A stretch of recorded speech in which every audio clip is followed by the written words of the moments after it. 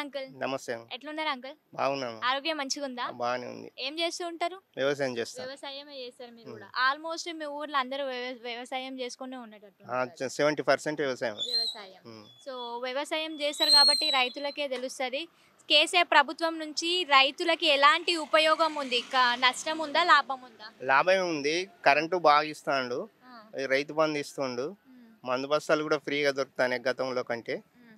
దీనివలన రైతులు తెల్లం దాకా నీళ్లు కట్టుకోకపోవడం వలన పోవడం మంచిగుంటాను. నీళ్లు కట్టుకుంటలేరు. పొద్దున్న దాకానే డైలీ నీళ్లు కట్టుకుంటారు. హ్మ్. దానివలన కరెంటును మందు బస్తాలు రైతు బంధు ఇవ్వడం వలన రైతులకు కొంచెం వినియోగం బాగానే జరుగుతుంది. హ్మ్. అట్లా. సో, ఇక్కడ మళ్ళీ లోకల్ ఎమ్మెల్యే పనితీరు ఎట్లుంది? ఈసారి ప్రకాష్ రెడ్డి గెలుస్తారని కొందరు అంటున్నారు. కొందరేమో లేదు ధర్మారెడ్డిని ఓడించే నాయకుడు ఇంకా లేడు అని కొందరు అంటున్నారు. మీ అభిప్రాయం మా ఏంటి? అభిప్రాయం అయితే ప్రకాష్ రెడ్డి గురించి చెప్పాలనుకుంటే కొత్త క్యాండిడేటు. హ్మ్. ఇదివరకు ఆయన చేసింది ఏం లేదు. హ్మ్. కొత్తగానే వచ్చి వారం రోజుల కొంటే తిరుగుతాండు. పాత క్యాడర్ పెద్దగా ఏం లేదు. టీఆర్ఎస్ఏ బలపడుతుంది. హ్మ్. టీఆర్ఎస్ పార్టీ తరఫునే విజయం సాధించే అవకాశాలు మెండుగా ఉన్నాయి. ఓకే. Thank you.